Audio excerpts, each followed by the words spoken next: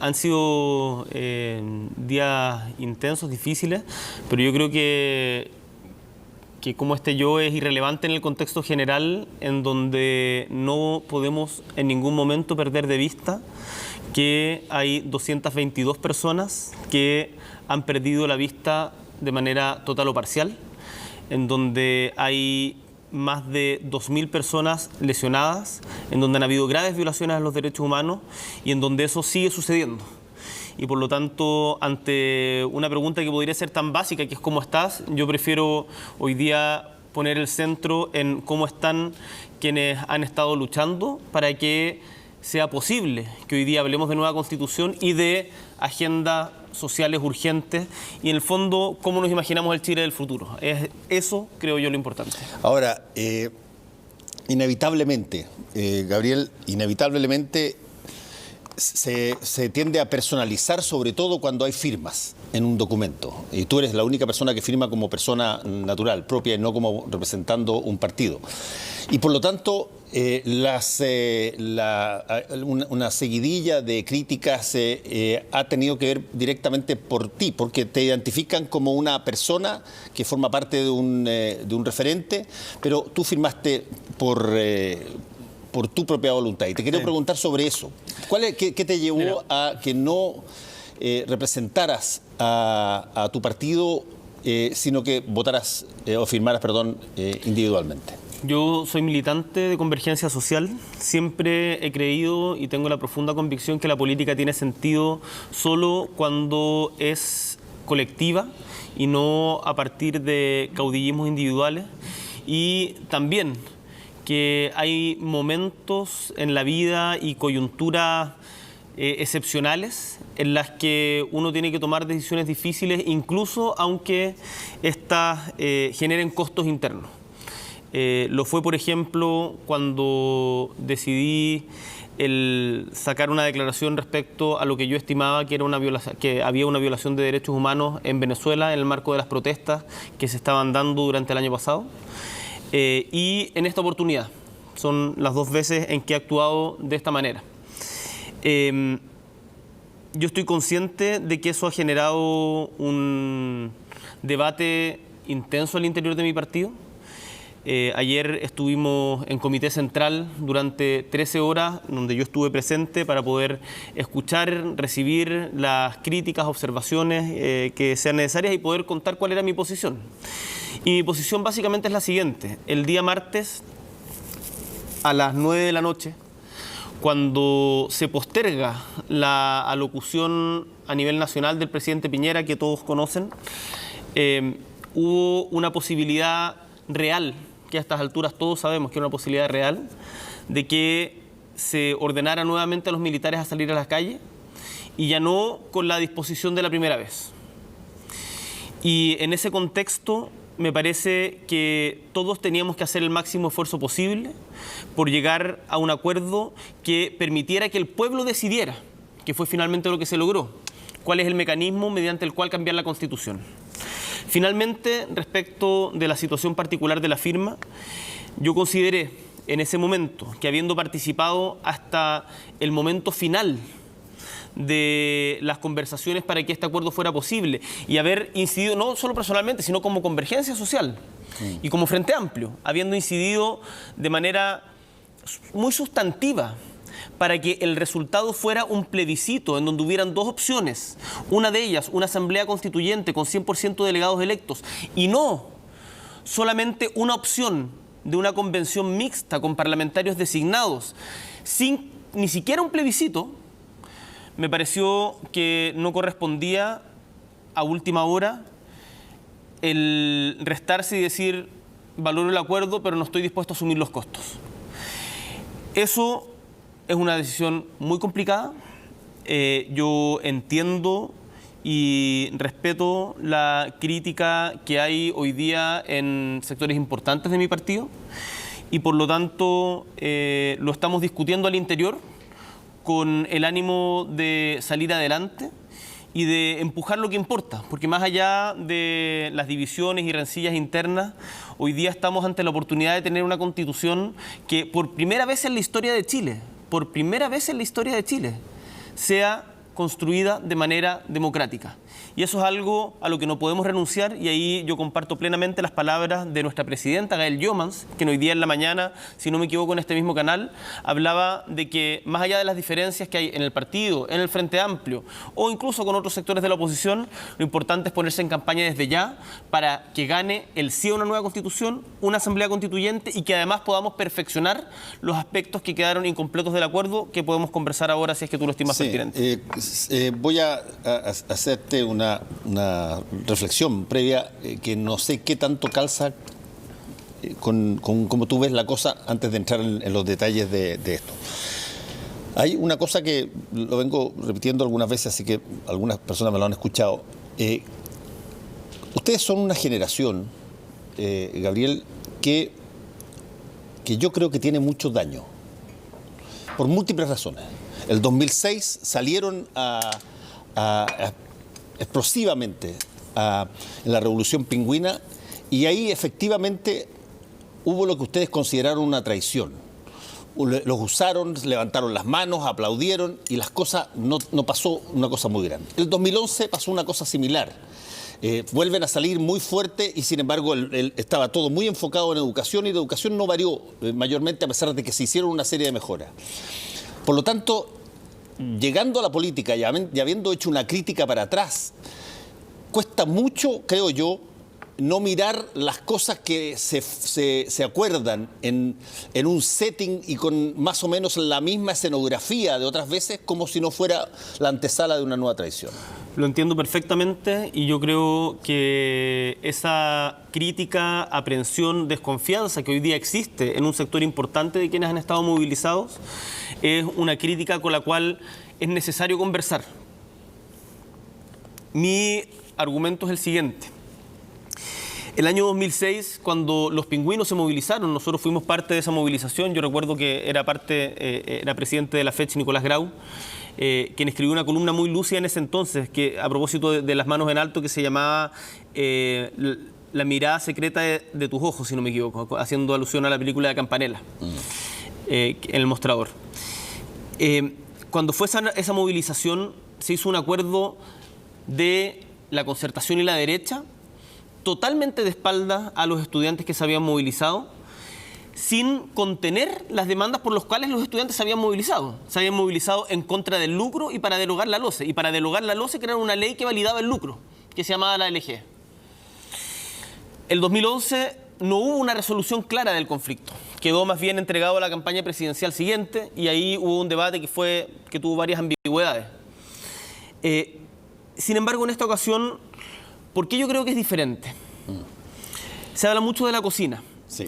El término de la cocina nace a partir de las negociaciones de la reforma tributaria en la casa del exministro de Economía, Juan Andrés Fontaine. Lo que se hizo acá fue un diálogo público, todos vieron las cámaras permanentemente en el Congreso, en la institución del Congreso de la República. La Mesa de Unidad Social, que es un actor social que congrega a muchas organizaciones sociales que han sido parte importante de la movilización, asistió en algún momento al Congreso a conocer en qué iban las tratativas, sin hacerse parte de ellas. No les estoy atribuyendo responsabilidad en eso, pero conversamos con ella. En particular, la diputada Catalina Pérez tuvo una conversación con los dirigentes de Unidad Social. Y el mandato con el que como Frente Amplio fuimos a esa conversación fue a que no exista un cierre por arriba de la movilización, sino a que el pueblo decida. El día miércoles, la situación estaba en una negociación en donde era o 50-50, 50% de delegados constituyentes y 50% de parlamentarios electos, o 80-20, como proponía un sector de la oposición, sin plebiscito de entrada. ¿80 qué? 80 parlamentarios, 80 electos y 20% de parlamentarios. 20% de parlamentarios que hubiesen significado en la práctica un poquito más de 30 parlamentarios, como 32 parlamentarios designados para tal efecto. Y nosotros creíamos que la Asamblea Constituyente, en el contexto actual, era imperativo que para que tuviera legitimidad social fuera el pueblo el que decidiera el mecanismo. Y con ese mandato fuimos a empujar al Congreso. Y eso fue lo que logramos finalmente. Logramos, desde mi punto de vista, abrir más la democracia. Ahora, Efectivamente, la foto final de... Acá no hubo levantada de manos, no hubo grandes abrazos ni sonrisas. No, más bien había caras de algunos que estaban destruidos y otras caras que no vino ninguna cara, para serte franco, de gente exultante. Digamos. Exultante porque era necesario en ese momento tener una valoración del acuerdo alcanzado como un primer paso, pero también una sobriedad en la reacción porque han habido muchos muertos. Hay gente que ha sufrido mucho. Y esto se ha logrado gracias a esa movilización. Y si ustedes revisan las intervenciones de Catalina Pérez, presidenta de Revolución Democrática, Javiera Toro, del Partido Comunes, presidenta del Partido Comunes, Luis Felipe Céspedes, del Partido Liberal, y la mía, ese día, a las 2 de la mañana, todas hacen referencia justamente a ese pueblo que se ha movilizado. Yo en particular la hago a propósito de Gustavo Gatica, quien lo operan durante esta semana y que está en una situación muy complicada y con un riesgo muy grande de perder la visión en los dos ojos. Ya la ha perdido totalmente en uno, está con una probabilidad muy grande, desgraciadamente, de perderla en el otro. Estamos todos haciendo fuerza para que no sea así. Y por lo tanto, nuestra puesta en escena de eso, conscientes de la incomodidad de la foto, fue una puesta en escena sobria. Ahora va a haber que hacer un trabajo que es muy delicado de conversar con las organizaciones sociales, invitarlas a sumarse al proceso que viene, que sean incidentes en las mejoras que tiene que tener el acuerdo y que todos juntos participemos de yo espero, triunfo de que haya una nueva constitución mediante una asamblea constituyente. Sin perjuicio de lo cual, tenemos que seguir avanzando con mucha fuerza, decisión y sentido de urgencia en materia de pensiones, sí, en materia de sueldo mínimo, en materia de servicios básicos, medicamentos, en el terminar con los privilegios, entre otros, de los parlamentarios. El miércoles les cuento que está en tabla en la Comisión de Constitución de la que soy parte, la rebaja de la dieta parlamentaria. Nosotros insistimos con la propuesta que tiene que rebajarse en un 50% para los parlamentarios. Y en que por ningún motivo haya impunidad respecto a las violaciones a los derechos humanos. Y acá, Fernando, te pido un segundo para terminar este punto. Quiero aclarar algo de manera categórica, porque hay quienes han echado a andar rumores de que en el marco de las conversaciones por el acuerdo constitucional se habría pactado una suerte de impunidad en materia de derechos humanos. Eso es absolutamente falso y quienes lo afirman tienen una irresponsabilidad que a mí me cuesta calificarla, prefiero no adjetivarla. Pero jamás pactaríamos impunidad en materia de derechos humanos. Vamos a perseguir las responsabilidades hasta el final, tanto las políticas como las criminales. Ahora, lo que me llama la atención es cómo podría pactarse una impunidad en términos de derechos humanos si es que las investigaciones en materia de derechos humanos no las llevan particularmente los sectores políticos, la llevan o el Ministerio Público o la llevan las organizaciones que están encargadas de monitorizar esto desde afuera. Yo desconozco cuál... salvo cuál será el mecanismo que se estaba imaginando las personas que hacen esa denuncia. Pero me imagino que puede ser de este tipo de pactos como el que se hicieron del Servicio de Impuestos Internos con el caso del financiamiento ilegal de la política, sí, o bien la no presentación o desistimiento de las acusaciones constitucionales que están en marcha y que una ya ha sido presentada contra el exministro del Interior, Andrés Chadwick, la cual yo firmé, defiendo y espero, hay que discutirlo con el resto de la oposición, pero hay alguna posibilidad de que sea uno de los diputados interpeladores. Y por otro lado, la acusación constitucional que está anunciada para el día de mañana en contra del presidente Sebastián Piñera, justamente por la responsabilidad que le cabría en el marco de estas violaciones a los derechos humanos. Entonces, yo descarto completamente, y lo digo de manera muy seria y molesto, porque cuando se juega con cuestiones tan sensibles, se pierde la capacidad de creer, se tergiversa la verdad y se distorsiona totalmente el debate público.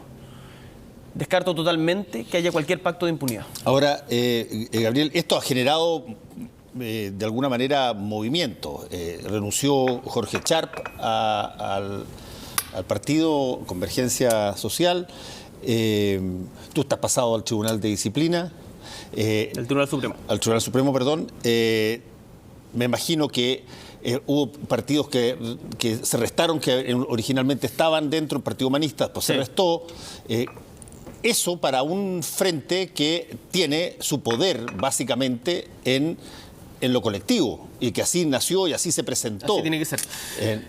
¿Cómo se entiende? Yo no voy a negar acá que hay discusiones importantes al interior del Frente Amplio. El Partido de Igualdad congeló su participación, el Partido Ecologista Verde está discutiendo su permanencia. Efectivamente, Jorge Charp renunció a Convergencia Social y son momentos políticos complejos ante decisiones políticas complejas. Ahora, el Frente Amplio va a seguir. El Frente Amplio va a seguir porque tenemos la convicción de que podemos aportar a Chile en la construcción de un país más justo y en seguir haciendo el esfuerzo por vincular política y sociedad y no caer en esta disociación que creo yo tan mal le ha hecho a Chile durante toda la transición, la larga transición chilena, en donde la política profesional estaba por un lado y la sociedad por otro. Nosotros marchamos. Nosotros estuvimos en las calles, en las comisarías, estuvimos en los cabildos, participando codo a codo con los manifestantes. Fuimos los primeros, y aunque sea impopular para cierto sector importante de la élite, y de hecho a muchos nos presentaron un requerimiento ante el Tribunal Constitucional para destituirnos del cargo de diputado, a los diputados del Partido Comunista, a la diputada Claudia Mix, a Gonzalo Winter y a mí, que validamos como un acto legítimo de desobediencia civil las evasiones en el metro que dieron inicio a todo este proceso. ¿Y quién se hubiese imaginado que 30 días después íbamos a estar discutiendo sobre cómo cambiamos la Constitución de Pinochet? Sí. Entonces, me parece que el Frente Amplio hoy día tiene que actuar con unidad. Tenemos que dar estos debates políticos y no moralizarlos, sino las diferencias que son legítimas en la táctica, plantearlas como tal y buscar si tenemos acuerdo. Y si no tenemos acuerdo, bueno, habrá gente que elija tomar otro camino, no hay que dramatizarlo, ha pasado en la historia de la política 1.000.000 de veces, pero a mí no me cabe ninguna duda de que va a haber mayor unidad cuando termine todo este proceso y que vamos a salir juntos a enfrentar los desafíos del plebiscito que se viene. Hay dos cosas que pasaron hoy que me parece que son como buenos ejemplos de la dicotomía que se ha propuesto en esto. Por una parte, en CIPER aparecen 244 abogados y abogadas. Abogados y abogadas, era que ahora hay que especificar. Abogados y abogadas, todos ellos profesores, todos ellos personas que firman señalando de que lo que se firmó no es una trampa, ni un tongo, ni nada, sino que efectivamente apunta a lo que han sido las creaciones de nuevas constituciones en montones de países. Y por otra parte, hay una situación muy dura en contra de Beatriz Sánchez, que fue candidata del Frente Amplio, junto con otras personas que estaban manifestándose también ahí en la calle. Fue una agresión bastante fuerte verbalmente, que relata esta otra cosa. Tú tienes, por una parte, un montón de gente profesional que valida sin haber participado en esa situación de distintos partidos y de distintas sensibilidades. Y por otra parte, en el caso del Frente Amplio, tú tienes una suerte de situación que linda en el castigo, en bullying político. Sí. Tres cosas. Una pequeña introductoria que creo que no es menor. Cuando te decía el abogados y abogadas... pero no es para entrar en el punto contigo. Es que el CEP está organizando un debate sobre los temas constitucionales que vienen. Y los panelistas son 4 abogados. Sí. En este debate que tenemos que dar hoy día, tenemos que entender que Chile cambió en muchas dimensiones. Una de ellas es que las mujeres en materia de opinión política son tremendamente relevantes, están preparadas y van a ser parte esencial de la discusión. Por eso, uno de los elementos centrales que vamos a poner en el perfeccionamiento del acuerdo, de los detalles que hay que trabajar ahora, que eso es parte de lo que se discutió, es que haya una paridad de género en la elección, que haya cuota para los pueblos originarios y que hayan iguales condiciones para los independientes para poder participar en relación a los partidos políticos. Eso es tremendamente importante, porque hoy día el Parlamento está compuesto por un 95% de personas que militan en partidos políticos y sin embargo la sociedad milita solamente un 3% de la sociedad. Si no logramos considerar a los independientes mediante las fórmulas que sean necesarias, la Asamblea Constituyente va a tener un serio problema de legitimidad también. Entonces esas fórmulas son importantes. Respecto a lo que señalabas de quienes firman esta carta, es súper importante, yo la recomiendo, está en CIPER, en la sección columnas de opinión, la voy a subir también para que la puedan leer, ojalá tú en tus redes, que también son bien masivas, lo hagáis con tu traje de rey de Suecia, no sé de qué, tu foto de perfil. No, que reduciese una chaqueta con una camisa nomás. Bueno, no sé. No, está loco. Ojalá fuera rey de no, ¿cuál era la reina que seguías? La de Jordania. Ah, sí, pues la reina de Jordania. Sí, porque debe ser una de las reinas más estupendas. Pero bueno, el punto central es que estos abogados y abogadas lo que destacan es que la Constitución... Hay gente que dice que hay una trampa en la Constitución y que en el fondo se hizo un acuerdo entre políticos que mantienen los mismos privilegios. Y estos 244 abogados lo que hacen es dilucidar punto por punto por qué no lo es. Y yo recomiendo leerla, lo ha hecho también el profesor Jaime Baza, a quien recomiendo que sigan en redes. Es de los firmantes también. Jaime-Baza, Baza con 2 S, y el profesor Fernando Atria también ha cumplido un rol importante. La profesora Verónica Ondurraga también ha jugado un rol ahí. Claudia Sarmiento también ha trabajado mucho en el tema en particular del Tribunal Constitucional, etc. Y lo que le pasó a Beatriz, y no fue solo a Beatriz, fue a Javiera Toro, a Natalia Castillo y a Catalina Pérez, es tremendamente lamentable, porque si es que hay algunos que por tener una diferencia política creen que personas con las que tienen esas diferencias políticas no pueden ocupar el espacio público, la verdad es que son actitudes que lindan, desde mi punto de vista, en el fascismo. Y las funas tienen 2 características o 2 dimensiones para evaluarlas. Cuando se empieza a hablar del concepto de funa en Chile fue a propósito de los violadores a los derechos humanos que estaban impunes ante la justicia y una justicia que era complaciente con esa impunidad. Y por lo tanto, como no había justicia, había funa. Y eso a mí me parece razonable. Yo también... Ya fuera una especie de castigo sucedáneo. De castigo sucedáneo porque tenías una justicia que estaba siendo cómplice de la impunidad. Si tú te encuentras con el asesino de Víctor Jara, que está trabajando en un ministerio de la República de Chile en democracia como si nada, la verdad es que eso no puede ser permitido y si la justicia no actúa, sin linchamiento, sin matar, no estoy hablando de llegar a ese tipo, pero sí de ponerle el panfleto en la cara y de decir, usted señor es un asesino, me parece que es válido, eso es una funa válida. Sin embargo, es diferente cuando la funa es por diferencias políticas. Lo anterior no es una diferencia política, es que no había justicia. Hoy día estamos hablando de funas por pensar diferente. Y eso es algo que no puede ser aceptado en una democracia. Gabriel, ¿qué sigue ahora en términos de lo que se viene? Ok, está... materializado este acuerdo, por lo menos en su firma. Esto va a tener un proceso que parte ahora, en abril. Pero ¿qué tiene que pasar? ¿Cómo se aclaran las cosas que todavía no están claras? Por ejemplo, ¿cómo se decide si es que los independientes tienen el mismo tonelaje que los militantes de partido político? O si es que va a haber situación paritaria, hombres y mujeres, y cuotas o escaños reservados a pueblos originarios. O sea, todo eso... ¿Cómo se echa a andar la maquinaria de la nueva Constitución? Hay que hacer una modificación a la ley electoral y una reforma constitucional al capítulo 15 de la Constitución. El punto 14 del acuerdo establece de que todos los partidos firmantes entregarán sus votos para viabilizar lo que se proponga a este respecto. ¿Cómo va a salir esa propuesta?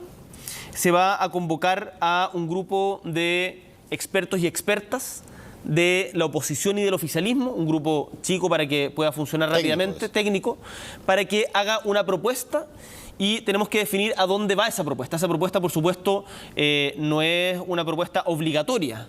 tiene que ser debatida también políticamente, y lo que nosotros vamos a proponer, esto lo conversaba hoy día con el diputado Marcelo Díaz, es que esta propuesta se canalice a través de la Comisión de Constitución, para que allí se debata. Lo que nosotros esperamos es que, por un lado, haya una modificación en la ley electoral para que pueda haber una corrección de género a la elección posterior a la misma, o sea, no como está hoy día en la ley, en donde los partidos políticos están obligados a incluir a lo menos a un 40% de un género determinado de candidatos o candidatas, porque eso genera el incentivo de meter candidatos sin posibilidades de ser electos, sino que sea una corrección posterior, para que haya paridad. Eso es uno. En segundo lugar, cuota de pueblos originarios. ¿Qué significa cuota de pueblos originarios? En Chile, quienes se declaran ser parte de algún pueblo originario, que hay 9 reconocidos, son aproximadamente el 11%, entre el 10 y el 11% de la población. La CONADI tiene, lo he hablado con gente vinculada a este tema, hoy día estuve conversando con Pedro Cayuqueo por esto, tiene un registro de gente que tiene un apellido indígena y que por lo tanto puede formar parte de este padrón. Hay que discutir ahí los detalles. ¿Qué es lo que significa escaños reservados? Se dice un 12% de los escaños de la Convención Constituyente, de la Asamblea Constituyente, van a ser específicos, reservados para los pueblos originarios. Y por lo tanto, respecto de ese 12%, va a haber una elección en donde van a votar solamente quienes estén en ese padrón, que no pueden a la vez votar en el otro padrón. Ahora, pero déjame hacerte una pregunta sobre eso. Porque yo te preguntaba sobre los métodos por una razón práctica, sí, que es, ¿qué pasa si es que no hay acuerdo? ¿Qué pasa si es que ahí no hay acuerdo? Lo entiendo. ¿Qué hace? ¿Te retira? ¿Cuándo algo es lo suficientemente importante como para considerar de que la cosa no va a cumplir con los requisitos de legitimidad? Deja terminar el último punto. El último punto es de los independientes. Los independientes hoy día las listas de parlamentarios son N+1. Significa que se presenta una cantidad de parlamentarios. Por ejemplo, en Magallanes se eligen 3 diputados y por lo tanto las listas tienen que estar compuestas por 4 personas. Los independientes no pueden hacer lista, por lo tanto, para poder eventualmente ser electos, tienen que ganarle a la lista completa, compitiendo individualmente. Eso, en el marco de la Convención Constituyente, no es aceptable y por lo tanto lo que nosotros proponemos, hay que evaluar bien las propuestas, cuál es la mejor, es que puedan haber listas de independientes que se agrupen para tal efecto. Eso va a implicar que probablemente van a haber muchas listas. Pero yo creo que eso es positivo. Ahí van a haber discusiones técnicas de detalle que tendrán que darse en su momento. Okay. Pero ¿Cuándo se testea? Esto debiera ser las próximas semanas. Esto tiene que estar resuelto de todas maneras antes de fin de año. Estamos a mediados de noviembre. Yo creo que vamos a comenzar, el grupo técnico debiera comenzar a sesionar la próxima semana, ojalá.